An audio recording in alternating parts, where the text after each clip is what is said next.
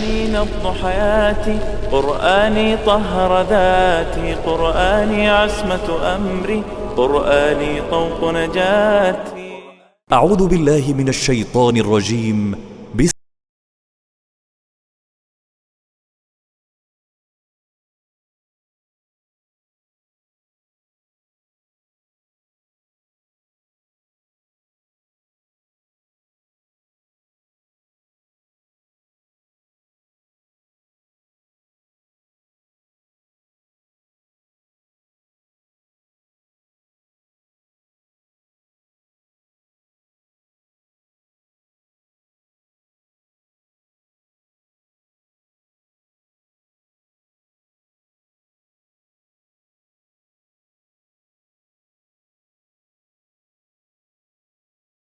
میں ہم انشاءاللہ تعالیٰ سورۃ البقرہ کی آیت نمبر 87 جس کی تلاوت ابھی آپ نے سنی، اور وہ آیت جو کہ ایک طویل آیت ہے آپ اسکرین پہ لکھی ہوئی دیکھ رہے ہیں، اس آیت کو آج ہم انشاءاللہ تعالیٰ گرامیٹیکلی انالائز کریں گے. تو چلتے ہیں آیت میں استعمال ہونے والے پہلے جملے کی طرف. پہلا جملہ آپ اسکرین پہ دیکھ رہے ہیں جس میں 3 حروف، ایک فعل اور 2 اسماء شامل ہیں، اور یہ الفاظ کیا ہیں؟ وَلَقَدْ آتَيْنَا مُوسَى الْكِتَابَ. واو یہاں پر جو ہے حرف عطف ہے، اور چونکہ ایک نیا مضمون شروع ہو رہا ہے تو ہم اس کو یہاں پر واو استنافیہ کہیں گے. لقد جو ہے یہ لام اور قد 2 حروف کا مجموعہ ہے.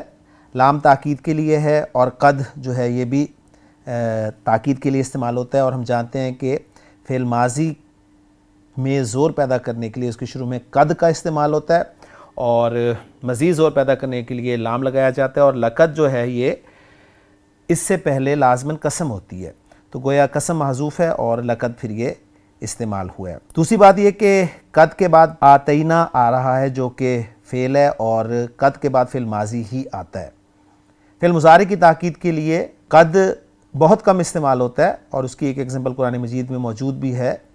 سورہ صف میں اللہ تعالیٰ نے ارشاد فرمایا کہ وَإِذْ قَالَ مُوسَىٰ لِقَوْمِهِ يَا قَوْمِ لِمَ تُؤْذُونَنِي وَقَدْ تَعْلَمُونَ أَنِّي رَسُولُ اللَّهِ إِلَيْكُمْ. تو قد تعلمون تم خوب جانتے ہو، تو وہاں پر فعل مضارع کی تاکید کے لیے قد استعمال ہوا ہے. اور ویسے فعل مضارع کی تاکید ہم جانتے ہیں کہ نون تاکید سے کی جاتی ہے. نون تاکید جو ہے وہ نون خفیفہ بھی ہوتا ہے اور نون ثقیلہ بھی ہوتا ہے، اور اس وقت یہ وہ ٹاپک نہیں ہے، تو صرف آپ کو یاد کروانے کے لیے میں نے یہ پوائنٹ آپ کے سامنے رکھ دیا. تو آتینا یہ فعل ہے، اور یہ فعل جو ہے حمزہ تا یا مادہ ہے، اور ماضی پہلے ہی ہم اسے بتا چکے ہیں. نہ بتا رہا ہے کہ 14واں صیغہ ہے، یعنی جمع متکلم کا صیغہ ہے کہ ہم نے کوئی کام کیا ہے. تو آتا یؤتی ایتاً، حمزہ تا یا مادہ باب افعال میں آیا ہے، تو محموز بھی ہوا حمزہ کی وجہ سے، اور یا کی وجہ سے یہ آپ کا معطل بھی ہوا. تو محموز الفا آپ کو پتہ ہے چینجز آتی ہیں، حمزہ تا یا مادے کو رکھیں تو محموز الفا میں ہی تبدیلیاں ہوتی ہیں، اور معطل کے حوالے سے یہ ہمارا فعل ناقص ہے. 14واں صیغہ کیسے بنا ہے؟ یعنی 6ٹھے صیغے سے لے کے 14ویں صیغے تک کا اصول ایک ہی ہے کہ آپ کے پاس جو ماضی کا پہلا لفظ ہوتا ہے، یعنی اصل میں یہ تھا اعطیا، افعلا کے وزن پہ اعطیا، اعطیا. پہلے تو جو ہے یہ 2 حمزے اکٹھے ہوئے، پہلا حرکت والا دوسرا ساکن، تو دوسرے حمزے کو محموز کے قاعدے کے مطابق پہلے حمزے کی حرکت جو کہ زبر تھی اس کے موافق حرف میں بدل دیا گیا، تو وہ بن گیا جی آ. تو یہ چینج محموز کے قاعدے کے مطابق ہوئی ہے. اور جو یا ہے آخری، یعنی آ تا یا بن گیا نا، تو یا ناقص کا قاعدہ کیا ہوتا ہے کہ حرف علت پہ حرکت ہو اور ما قبل فتحہ ہو تو حرف علت کو الف میں بدل دیا جاتا ہے. واو پورا الف ہوتا ہے اور یا الف مکسورہ کے طور پہ لکھا جاتا ہے. اور جو 6ٹھا صیغہ بنانا ہوتا ہے نا پہلے صیغے سے، تو یہ آتا یا بنانا اوریجنلی تو آخری کو ساکن کر دیتے ہیں، تو آتئی بن گیا. اور اس کے بعد پھر 6ٹھے صیغے میں نون زبر نا، 7ویں سے پھر تا تما تم، تی تما تننا، تو اور نا لگا دیے جاتے ہیں، اور اس طرح ماضی کی پوری گردان کرتی جاتی ہے. تو آتینا ہم نے دیا، ہم نے دیا، یہ ترجمہ ہوگا اس کا. موسیٰ کو دیا، اب ظاہر بات ہے دینا ایک ایسا فعل ہے جو دو مفعول چاہے گا، کسی کو دیا جائے گا اور کوئی چیز دی جائے گی، تو وہ دونوں مفعول آپ دیکھ رہے ہیں۔ موسیٰ یہاں پر پہلا مفعول ہے کہ ہم نے دیا موسیٰ کو، اور کیا دیا؟ الکتابہ، کتاب دی۔ تو الحمدللہ آتینا فعل اپنے فاعل اور دونوں مفعولوں سے مل کر جملہ فعلیہ بن گیا۔ اور پھر یہ جملہ فعلیہ جو ہے ہم اس جملے کو ہم جواب قسم بنائیں گے، اور قسم جیسے کہ میں نے آپ کو بتایا کہ لقد جو ہے یہ قسم کے جواب میں ہی آتا ہے، تو قسم کو محذوف مانیں گے اور قسم اپنے جواب قسم سے مل کر پھر یہ جو جملہ بنے گا، اس جملے کو ہم واو مستانفہ کے ذریعے جملہ استنافیہ یا جملہ مستانفہ قرار دے دیں گے۔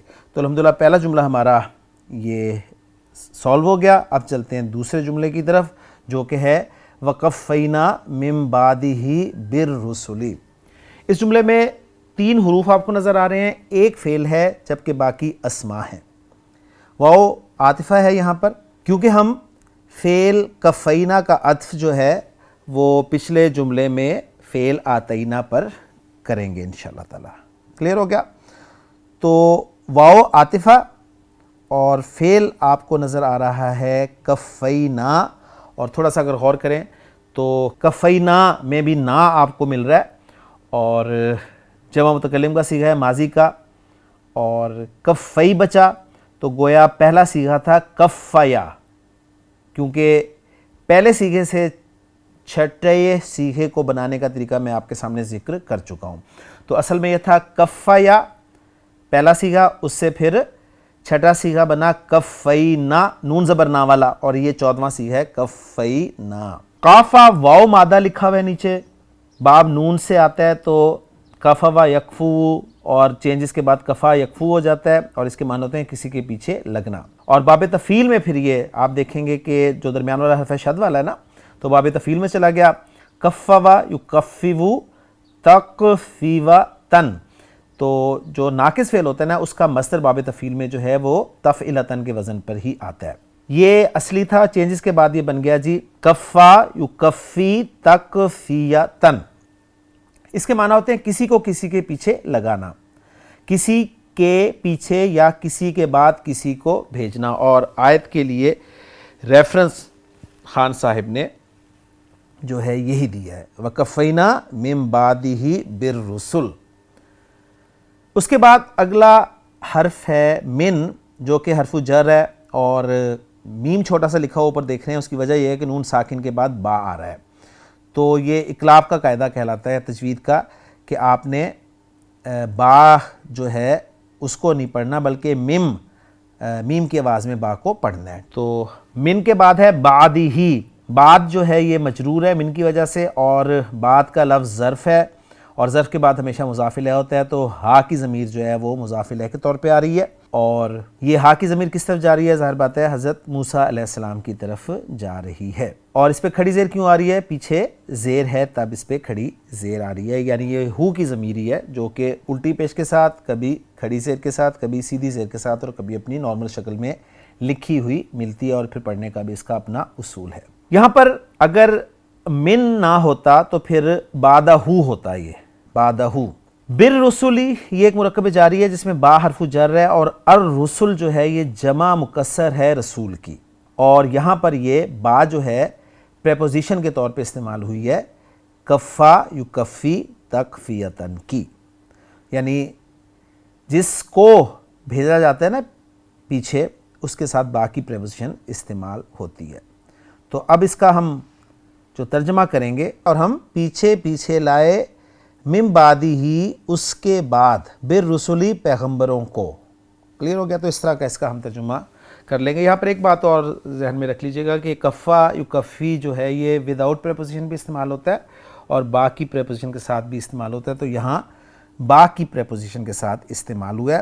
تو اب اس ہم جملے کو جب بند کریں گے تو کچھ یوں بنے گا کہ کفینا جو ہے یہ فعل اور فاعل ہو گیا، اور بالرسلی جو ہے یہ ایکچولی اس کا مفعول تھا جس کو مؤخر کر دیا گیا ہے، اور اگر یہ با نہ ہوتا تو الرسولہ ہوتا ہے، یہ کفینا الرسولہ، یعنی کفینا الرسولہ، ہم نے رسولوں کو پیچھے بھیجا، من بعدہ ہی، اس کے بعد۔ تو اس طریقے سے من بعدہ کو جب پہلے لایا گیا تو اس سے تھوڑا سا زور بھی پیدا ہو جاتا ہے. من بعدہ جو ہے یہ متعلق ہو جائے گا کفینا فعل کے, اور بالرسل کو بھی ہم متعلق ہی کر دیں گے کفینا فعل کے, تو دو متعلق ہو جائیں گے جی. اس طریقے سے یہ سلسلہ چلے گا, اور ہم اسے کلوز ایسے کریں گے کفینا فعل اپنے فاعل اور دونوں متعلقوں سے مل کر جملہ فعلیہ خبریہ ہو کر معطوف ہو گیا پچھلے فعل آتینا پر. کلیئر ہو گیا؟ یعنی وہ پچھلا جو آتینا تھا نا وہ معطوف علیہ کر دیں گے اور اس کو ہم معطوف قرار دے دیں گے. تو الحمدللہ یہ جملہ بھی ہمارا مکمل ہو گیا. اب آگے چلتے ہیں, جو کہ جملہ آپ ایک حرف, ایک فعل اور 4 اسماء کے ساتھ دیکھ رہے ہیں, اور جملہ ہے وَآتَيْنَا عِیسَیٰ ابْنَ مَرْیَمَ الْبَیِّنَاتِ. اس کا پیٹرن بالکل وہی ہے جو وہ آتینا موسیٰ الکتابہ کا ہے. کلیئر ہو گیا؟ اس میں صرف عیسیٰ کے لیے جو ہے وہ 2 لفظ اور استعمال ہوئے ہیں کہ وہ ابن مریم ہیں, باقی وہی ہے وَآتَيْنَا عِیسَیٰ الْبَیِّنَاتِ.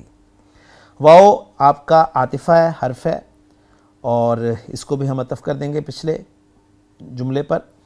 آتینا اسی طرح فعل اور فاعل ہو گیا, اور عیسیٰ جو ہے یہ مفعول بہ ہے, اور پہلا مفعول ہے آتا کا, اور دوسرا مفعول جو ہے وہ البینات ہے. البینات اگرچہ صفت ہے تو گویا اس کا موصوف جو ہے وہ محذوف ہے, جو کہ کسی غیر عاقل کی جمع جو ہے وہ ہو سکتا ہے.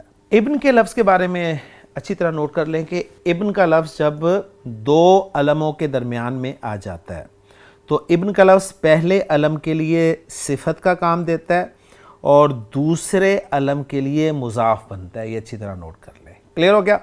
تو عیسیٰ جو ہے یہ موصوف ہو جائے گا, اور ابن جو ہے یہ صفت ہے عیسیٰ کی, لیکن ساتھ ہی مضاف بن رہا ہے, اور مضاف الیہ اس کا مریم ہے, اور مریم ایک غیر منصرف اسم ہے, اس لیے آپ اس کی مجرور فارم بھی زبر کے ساتھ دیکھ رہے ہیں. تو عیسیٰ ابن مریم ہم اردو میں کہتے ہیں. وآتینا, اور ہم نے دیا عیسیٰ ابن مریم کو, کیا دیا؟ البینات. البینات یہ بینہ کی جمع ہے, یعنی البینہ کی جمع ہے, اور البینہ جو ہے یہ بین, البین کی مؤنث ہے, اور البین الف لام ہٹا دوں تو بین بن گیا, اور جو موصوف اس کا محذوف ہے وہ الآیات ہوگا. کلیئر ہو گیا؟ ہم نے واضح نشانیاں دیں, واضح نشانیاں. اس جملے کو اگر ہم کلوز کریں تو آتینا فعل اور فاعل ہو گیا, اور عیسیٰ ابن مریم مفعول بہ اول, اور البینات مفعول بہ ثانی. فعل اپنے فاعل اور دونوں مفعولوں سے مل کر جملہ فعلیہ ہو کر معطوف بن گیا پچھلے جملے پر. کلیئر ہو گیا؟ اب آگے چلتے ہیں. اگلا جملہ جو ہے وہ بھی واو عاطفہ کے ذریعے آپ دیکھ رہے ہیں. وَأَيَّدْنَاهُ بِرُوحِ الْقُدُسِ. واو حرف ہے, اور یہاں پر واو جو ہے استعمال ہوا ہے عطف کے لیے. ایدناہ میں ایدنا یہ بالکل وہی ماضی کا صیغہ, اور بس فرق صرف آپ دیکھ لیں کہ نا کو الف کے ساتھ نہیں لکھا گیا مصحف میں, بلکہ کھڑی زبر ڈال دی گئی ہے. کلیئر ہو گیا؟ ایدنا فعل ہے اور ساتھ فاعل بھی ہے, کیونکہ نا آپ دیکھ رہے ہیں. ایدہ یؤیدو, اس کا مادہ بھی آپ نیچے دیکھ رہے ہیں, حمزہ یا دال ہے, اور یہ محموز بھی ہے اور ساتھ ساتھ اجوف بھی ہے. تو باب ضربہ یضربو سے آتا ہے ایدہ یعیدو, اور چینجز کے بعد آدھا یعیدو ایدن, مضبوط ہونا, قوی ہونا. اور جب باب تفعیل میں یہی مادہ آئے گا ایدہ یعیدو تعییدن, اس کے معنی ہوتے ہیں مضبوط کرنا, تقویت دینا. تو ایدنا ہم نے تقویت دی, ہو اس کو, کس کو؟ یہاں پر ہا کی ضمیر جو ہے عیسیٰ علیہ السلام کے لیے استعمال ہوئی, اور ہم نے عیسیٰ علیہ السلام کو تقویت دی. کس کے ساتھ تقویت دی؟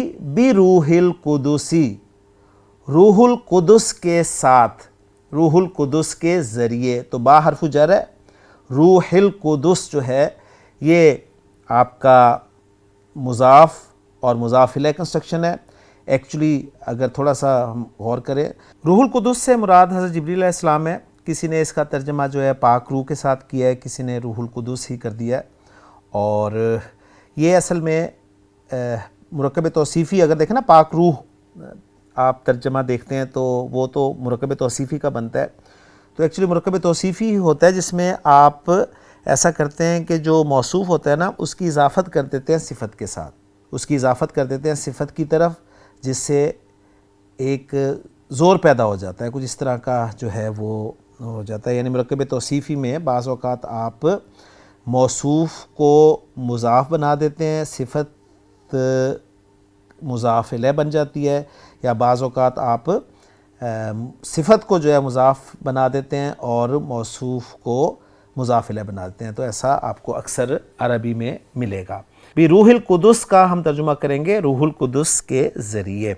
تو ایدنا فعل ہو گیا اور فاعل ہو گیا, ہو کی ضمیر یعنی ہا کی ضمیر جو ہے یہ مفعول بہ ہوگی, اور بھی روح القدس جو ہے یہ جار مجرور متعلق ہو جائے گا ایدنا فعل کے. ایدنا فعل اپنے فاعل اور مفعول بہ اور متعلق سے مل کر جملہ فعلیہ خبریہ ہو کر یہ بھی عطف ہو جائے گا پچھلے جملے پر. تو گویا یہاں پر 4 جملے آ گئے, ٹھیک ہے نا. یعنی پہلا تھا وَلَقَدْ آتَيْنَا مُوسَى الْكِتَابَ, دوسرا وَقَفَّيْنَا مِن بَعْدِهِ بِالرُّسُلِ, تیسرا وَآتَيْنَا عِيسَى ابْنَ مَرْيَمَ الْبَيِّنَاتِ, اور چوتھا وَأَيَّدْنَاهُ بِرُوحِ الْقُدُسِ. یہ چاروں جملے جو ہیں یہ آپس میں ملے ہوئے ہیں, یعنی پہلے کو آپ معطوف علیہ بنا دیں اور باقی تینوں کو معطوف کر دیں, تو اس طریقے سے ایک بڑا جملہ ہی یہ بن جائے گا. اس کے بعد اگلا جملہ جو اس آیت میں آ رہا ہے وہ ہے افکلما جاءکم رسول, اور رسول میں بھی آپ دیکھ رہے ہیں کہ میم لکھا ہوا ہے, اور اس کی وجہ میں آپ کو بتا چکا ہوں کہ نون ساکن جو ہے نا اس کے بعد آپ کو با نظر آ جائے گا, تو نون نہیں پڑھا جاتا بلکہ میم کی آواز پڑھی جاتی ہے. تو افکلما جاءکم رسول بما لا تہوی انفسکم استکبرتم, تو یہ بھی ایک لمبا جملہ ہے, اس میں بھی مزید جملے بن سکتے ہیں لیکن ہم نے ایک پورا جملہ یہاں پر مکمل کر دیا ہے. اس میں جو الفاظ استعمال ہوئے ہیں 3 بلکہ 4 حروف آپ دیکھ رہے ہیں, اور 3 افعال ہیں اور باقی اسماء ہیں. آپ کا حمزہ استفہام والا ہے, فا آپ کا عاطفہ ہے, اور یہ ہم جانتے ہیں کہ استفہام اور عطف جب مل کر آئیں تو قاعدہ یہ ہوتا ہے کہ حمزہ استفہام کے ساتھ جو حرف عطف فا ہے وہ بعد میں آتا ہے, جیسے یہاں آپ دیکھ رہے ہیں, اور اگر حرف استفہام حل استعمال ہو تو حرف عطف پہلے آتا ہے, گویا وہ فحل استعمال ہوتا ہے, اور اس پہ ہم بات بہت دفعہ کر چکے ہیں. اس کے بعد کلما لفظ استعمال ہوا ہے, اور کلما لفظ جو ہے اس کے بارے میں اگلی اسکرین پر آپ دیکھ لیں, یہ میں نے پہلے بھی آیت نمبر 25 میں جو آپ کو بتایا تھا اس کا بس ریفرنس میں دے رہا ہوں, تیزی سے پڑھ لیں. کلما یہ لفظ کل اور ما مصدریہ ظرفیہ سے مرکب ہے, تکرار اور عموم کا فائدہ دیتا ہے. عموماً اس کے بعد فعل ماضی استعمال ہوتا ہے اور مفعول فی ہونے کی بنا پر یہ منصوب ہوتا ہے. تو یہ باتیں بس ذہن میں تازہ کر لیجئے. تو کلما مزید اگر میں اسے تھوڑا سا اور کھول دوں تو کچھ یوں بنے گا کہ یہ جو کل کا لفظ ہے یہ سب چیزوں یا کسی چیز کے تمام اجزاء کو شامل کرنے کے لیے استعمال ہوتا ہے, ہمیشہ مضاف ہو کر آتا ہے, اور اس کا مضاف الیہ ما مصدریہ یا ظرفیہ ہو. اس کا مضاف الیہ اگر یعنی اس کا مضاف الیہ کچھ بھی ہو سکتا ہے نا, جیسے کلو شعین, کلو کتابن, کلو مسلمین وغیرہ ہے, لیکن اگر اس کا مضاف الیہ ما مصدریہ یا ظرفیہ ہو تو اس میں تکرار یعنی بار بار ہونے کا مفہوم پیدا ہوتا ہے. اس لیے کلما کا ترجمہ جو ہے ہر بار, جبکہ یا جب کبھی بھی کیا جاتا ہے, اور کل کی نسب جو ہے یہ بتا رہی ہے کہ ظرف یعنی جو میں نے ابھی آپ کو اسکرین دکھائی کہ یہ مفعول فی بن کر استعمال ہوتا ہے, تو ظرف کے طور پہ استعمال ہوتا ہے. اور اگلی بات یہ کہ اس کے بعد فعل ماضی آتا ہے, تو فعل ماضی آگے دیکھ لیں, جا استعمال ہوا ہے, جیم یا اور حمزہ مادہ ہے, اور غیر صحیح فعل ہے اجوف اور محموز, لیکن محموز اللام ہے اور محموز اللام میں چینجز نہ ہونے کے برابر ہوتی ہیں, تو اجوف کی تبدیلیاں ہی لاگو ہوں گی, جو کہ جا یا آ سے جا آ بن گیا. جا آ فعل ہو گیا.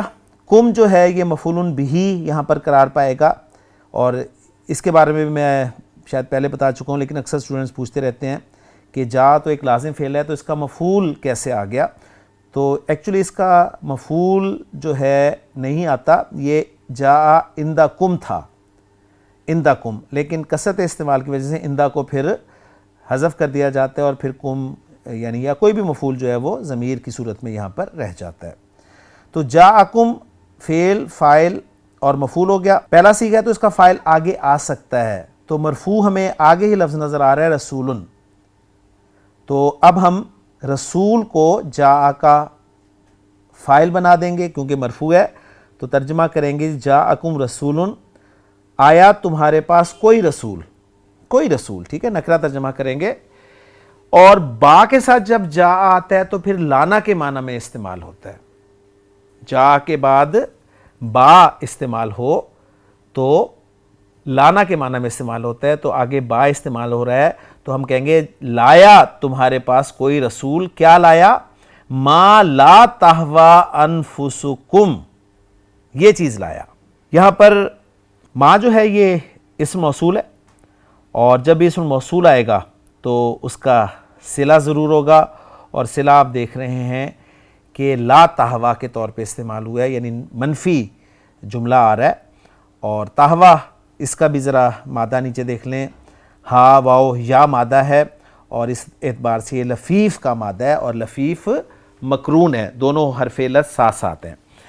تو باب سمیہ سے بھی آتا ہے یہ جی ہویہ یہویو، چینجز کے بعد ہویہ یہوا ہو جاتا ہے، اس کے معنی ہوتے ہیں کسی کی طرف مائل ہونا، چاہنا، پسند کرنا۔ یہاں پر یہ باب سمیہ سے ہی استعمال ہوا ہے، اور یہ باب ضربہ سے بھی استعمال ہوا ہے جس کا ذکر یہاں پر نہیں کیا گیا، یعنی ہوا یہوی بھی استعمال ہوتا ہے، لیکن یہاں پر ہویہ یہوا ہے، کسی کی طرف مائل ہونا، چاہنا، پسند کرنا۔ کلیئر ہو گیا؟ تو لا تہوا یہ واحد مؤنث غائب کا صیغہ ہے، اس کی وجہ یہ ہے کہ آگے اس کا فاعل جو ہے انفسکم استعمال ہو رہا ہے، جو کہ غیر عاقل کی جمع ہے۔ انفسکم جو ہے یہ مضاف مضاف الیہ اس کا فاعل ہو گیا، اور فعل اپنے فاعل سے مل کر جملہ فعلیہ ہو کر یہ صلہ بن گیا اسم موصول ما کے لیے، اور اسم موصول اپنے صلے کے ساتھ مل کے مجرور ہو گیا با حرف جر کے لیے، اور با حرف جر اپنے مجرور کے ساتھ مل کر یہ متعلق ہو گیا جاء فعل کے، اور جاء فعل اپنے فاعل اور مفعول بہ اور متعلق سے مل کر جملہ فعلیہ خبریہ ہو کر، یہ بالکل ایسے ہی اس کی ہم ترکیب کریں گے جیسے ہم اذا کے ساتھ کرتے ہیں نا، اذا کو وہ جواب بنا دیتے ہیں، یعنی ظرف بنا دیتے ہیں جواب کا، اور ویسے جب ہم اذا کو پھر شرط کے طور پہ لیتے ہیں تو ترکیب آسان ہو جاتی ہے۔ تو یہاں پر ہم اس جملے کو جاءکم رسول بما لا تہوا انفسکم کو شرط بنا لیتے ہیں، اور جواب شرط جو ہے استکبرتم قرار دے دیتے ہیں، یا پھر استکبرتم کو دوسری ترکیب کریں تو استکبرتم جو ہے وہ یعنی کلہ ما جو ہے اس کو ہم ظرف قرار دے دیں گے اور اس کو متعلق کر دیں گے استکبرتم کے، جو کہ کلہ ما کا جواب ہے۔ بات سمجھ میں آ گئی؟ تو اس طریقے سے یعنی دو طریقوں سے گرامر والے ان جملوں کو انالائز کرتے ہیں۔ سمپل تو ہے کہ جی شرط کا مفہوم اس میں آ رہا ہے، جب بھی شرط کا مفہوم ہے تو ایک شرط ہوگی، ایک جواب شرط ہوگی، وہ بالکل ایزی ہے۔ تو جاءکم رسول بما لا تہوا انفسکم یہ شرط ہوگی، اور جواب شرط جو ہے نا وہ استکبرتم ہو گیا۔ اور اگر ویسے کریں تو پھر ہم کلہ ما کو جو ہے یہ ظرف بنا دیں گے استکبرتم کا۔ یہ ذرا تھوڑی سی ٹیکنیکل اور مشکل ترکیب ہو جاتی ہے۔ اگر یہ والی ترکیب کرنی ہوتی ہے تو پھر یہ جو جاءکم والا ہے یہ جملہ کیا بنتا ہے، تو اس کو پھر وہ مضاف الیہ بناتے ہیں، کیونکہ کلہ ما کو تو انہوں نے ظرف بنا دیا نا، ظرف جب بھی آئے گا اس کا مضاف الیہ ہوتا ہے، تو یہ جاءکم رسول بما لا تہوا انفسکم جو ہے نا اس پورے جملے کو وہ اس کے لیے بنا دیتے ہیں جی مضاف الیہ، اور استکبرتم کے پھر متعلق کر دیتے ہیں ظرف اور مضاف الیہ کو، تو اس طریقے سے وہ جوڑتے ہیں۔ یہ بہرحال میں نے آپ کے سامنے ذکر دیا، لیکن آسان وہی ہے کہ کلہ ما کو آپ شرط کے معنی میں لے، اور جملہ پہلا جو ہے وہ شرط ہو گیا، اور جواب شرط جو ہے وہ ہے استکبرتم۔ استکبرتم جو ہے اس کا مادہ بھی نیچے لکھا ہوا ہے جی، باب استفعال آ گیا تو آپ کو حمزہ سین تا نکال کر مادہ مل جائے گا جو کہ کاف با را ہے، تو استکبرا یستکبرو استکبارن بڑائی چاہنا، تو تم نے بڑائی چاہی، لفظی ترجمہ یہ ہوگا، اور یہ ماضی کا صیغہ کون سا صیغہ ہے جی؟ جمع مذکر حاضر کا صیغہ ہے۔ تو ترجمہ اس کا کچھ یوں ہوگا کہ افکلما جاءکم رسول بما لا تہوا انفسکم استکبرتم، پھر بھلا کیا جب تمہارے پاس لایا کوئی رسول وہ حکم جو نہ بھایا تمہارے جی کو تو تم تکبر کرنے لگے، یا کیا جب تمہارے پاس کوئی رسول وہ لے کر آئے جو تمہارے نفس کی خواہش نہیں تو تکبر کرتے ہو. اس طریقے سے پھر اس کا ترجمہ جو ہے مختلف کیا گیا اور انشاءاللہ ہم ترجمے میں اس بات کو انشاءاللہ تعالی دیکھ لیں گے. یہ ایک جملہ الگ سے ہی استعمال ہو رہا ہے اور یہ جملہ جو ہے یہ معطوفہ ہم کر دیں گے، معطوفہ بنا دیں گے پچھلے جملے پر، یعنی وَأَيَّدْنَا بِرُوحِ الْقُدُسِ پہ. کلیئر ہوگی بات؟ اس کے بعد آگے جو ہے وہ ہے فَفَرِيقًا كَذَّبْتُمْ وَفَرِيقًا تَقْتُلُونَ. یہ دو جملوں کا مجموعہ ہے، فَفَرِيقًا كَذَّبْتُمْ اور دوسرا وَفَرِيقًا تَقْتُلُونَ. میں نے اکٹھے لکھ دیا تاکہ ایک ہی جگہ پر ہم اس کو کر لیں اور یہاں پر ہماری آیت نمبر 87 بھی انشاءاللہ تعالی مکمل ہو جائے گی. فَفَرِيقًا كَذَّبْتُمْ میں فا آپ کی عاطفہ ہے، فریقاً اسم ہے، کذبتم فعل ہے، کلرز آپ کو بتا رہے ہیں. اور کذبتم جو آ رہا ہے نا اس کے لیے فریقاً جو ہے یہ مفعول بھی ہے جس کو مقدم کر دیا گیا. یعنی کذب یکذب تکذیباً باب تفعیل سے جھٹلانا، کذبتم تم نے جھٹلایا، فریقاً ایک فریق کو، تو تم نے ایک فریق کو جھٹلایا. وفریقاً تقتلون اور واو عاطفہ اور فریقاً پھر مفعول بھی مقدم اور تقتلون فعل اور فاعل. اور تقتلون جو ہے مضارع استعمال ہوا ہے، کذبتم جو ہے وہ ماضی استعمال ہوا ہے. تقتلون قتل یقتلو قتل کرنا اور جمع مذکر حاضر کا صیغہ ہے، واو نون اور تا علامت مضارع یہ ہمیں بتا رہی ہے. اور یہ ایک جو فاصلے کی رعایت ہے نا، یعنی اصل جملہ اگر عام نثر میں بنایا جائے تو یوں ہوگا فَكَذَّبْتُمْ فَرِيقًا وَتَقْتُلُونَ فَرِيقًا، مگر فاصلے کی رعایت سے دونوں جگہ مفعول بھی فریقاً کو فعل سے پہلے مقدم لایا گیا، جس سے عبارت میں ادبی حسن کے علاوہ فریقاً کے معنی میں بھی ایک خصوصیت پیدا ہوئی ہے.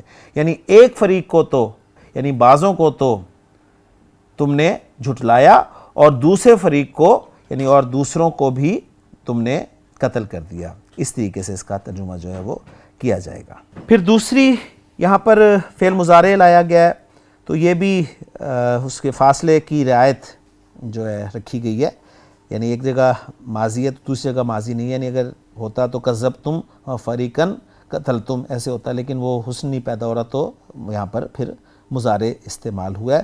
تو یہ فواصل آیات کی رعایت اسے کہا جاتا ہے اور یہ بھی نظم قرآنی یعنی قرآنی عبارت کو شعر سے مماثلت اور ادبی حسن پیدا کرنے کا سبب بنتی ہے. بہرحال قرآن کے حوالے سے ہمارے ذہن میں یہ بات اچھی طرح رہنی چاہیے کہ قرآن ہرگز شاعری نہیں ہے، کیونکہ اللہ تعالیٰ نے واضح طور پر فرما دیا ہے کہ وَمَا عَلَّمْنَاهُ الشِّعْرَ وَمَا يَنبَغِي لَهُ، کہ ہم نے آپ کو شعر تو سکھایا نہیں اور یہ کوئی آپ کے شایان شان بھی نہیں ہے.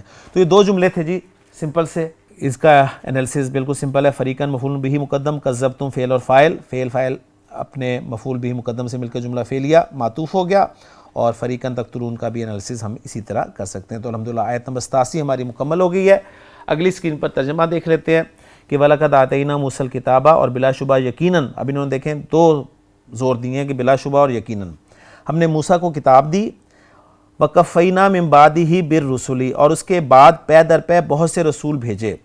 وَآتَيْنَا عِیسیٰ ابْنَ مَرْیَمَ الْبَیِّنَاتِ، اور ہم نے مریم کے بیٹے عیسیٰ کو واضح نشانیاں دیں. وَأَیَّدْنَاهُ بِرُوحِ الْقُدُسِ، اور اسے پاک روح کے ساتھ قوت بخشی.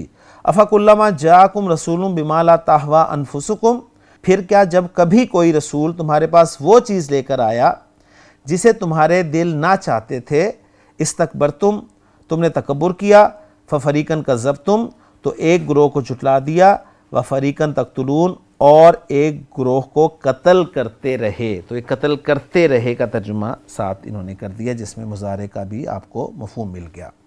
اگلی اسکرین پر آپ الاعراب دیکھ لیں گے، وہاں سے مزید ڈیٹیل آپ کے سامنے آ جائے گی. دوسری اسکرین پہ بھی اعراب چل رہا ہے. تیسری اسکرین پر جملوں کا اعراب آپ دیکھ لیں گے، اور پہلا دیکھ لیں کہ جملہ آتینا جو ہے لا محل لہا جواب و قسم مقدر. میں نے جو بتایا نا لقد جو ہے وہ قسم کے جواب میں آتا ہے، تو آتینا جو ہے لقد آتینا سے یہ جواب قسم ہے. کلیئر ہو گیا؟ باقی کوئی ایسا مسئلہ نہیں ہے. اور یہاں پر بھی وہ دیکھ لیں کہ وہ شرط والا جو مفہوم آپ کو نظر آ رہا ہے نا، آپ دیکھ رہے ہیں کہ یہ بھی یہ معطوفہ ہو گیا نا جملہ کذبتم والا، یعنی یہ جو شرط والی بات کی ہے یہ تبھی ہو سکتی ہے نا جب جواب ہوگا اس کا. تو یہ چیز یہاں پر آ جائے گی آپ کو. اور پھر آخر میں دو اسکرینوں میں آپ کو نظر آئے گا تفسیر جلالین کا پورشن، اور مزید اس میں چیزیں آپ دیکھ سکتے ہیں. اور اردو ترجمے میں بھی آپ کو مل جائے گا. یہاں پر ذرا پوائنٹ نوٹ کر لیں, نیچے سے تیسری لائن دیکھیں کہ استکبرتم جو ہے کلما کا جواب ہے, کلما کا جواب ہے. کلیئر ہو گیا؟ یہ بات اچھی طرح سمجھ لیجئے گا یہ. ہاں, اور وہ جو پوائنٹ میں نے آپ کو بتایا تھا نا روح القدس کے حوالے سے, تو اس کا بھی یہاں پر آپ کو لکھا ہوا مل جائے گا. اوپر سے تیسری لائن پر آئیں, اور ہم نے ان کی تائید کی روح القدس. اب روح القدس کے بارے میں بتا رہے ہیں کہ روح القدس میں اضافت موصوف الی الصفت ہے. یہ وہ پوائنٹ ہے جو میں آپ کو اس وقت سمجھانے کی کوشش کر رہا تھا. اضافت موصوف, موصوف کی اضافت جو ہے اپنی صفت کی طرف ہے. یعنی اصل میں یہ تھا الروح المقدسۃ, اس میں آپ نے الروح جو موصوف تھا نا اس کی اضافت کر دی صفت کی طرف. تو یہ وہ پوائنٹ ہے. کلیئر ہو گیا؟ تو الحمدللہ اس میں ہمیں یہ چیزیں مل گئیں. اور باقی نیچے آخری لائن پہ دیکھیے کہ ماضی کی بجائے مضارع حکایت حال ماضیہ کے لیے, یعنی تم نے قتل کر دیا. حکایت حال ماضیہ یعنی وہی آپ بتا رہے ہیں, انہیں ذکر کر رہے ہیں ان کے ساتھ. کلیئر ہو گیا؟ تو الحمدللہ جی یہاں پر ہماری آیت نمبر 87 مکمل ہو گئی, ترجمہ بھی مکمل ہو گیا, اعراب بھی مکمل ہو گیا, اور الحمدللہ آیت بھی مکمل ہو گئی. انشاءاللہ تعالی اگلے لیکچر میں نئی آیت کے ساتھ آپ سے ملاقات ہوگی. اور یہ آپ جانتے ہیں کہ یہاں سے ہمارا ایک نیا رکوع جو ہے وہ شروع ہوا ہے, اور یہ ہمارا رکوع 11واں رکوع ہے. انشاءاللہ تعالی اسی سلسلے کو آگے لے کر چلیں گے اللہ کی مدد کے ساتھ. بس دعاؤں میں یاد رکھیے گا. سبحانک اللہم و بحمدک, اشہد ان لا الہ الا انت, استغفرک و اتوب الیک. قرآني نبض حياتي، قرآني طهر ذاتي، قرآني عصمة أمري، قرآني طوق نجاتي. قرآني نبض حياتي، قرآني طهر ذاتي، قرآني عصمة أمري، قرآني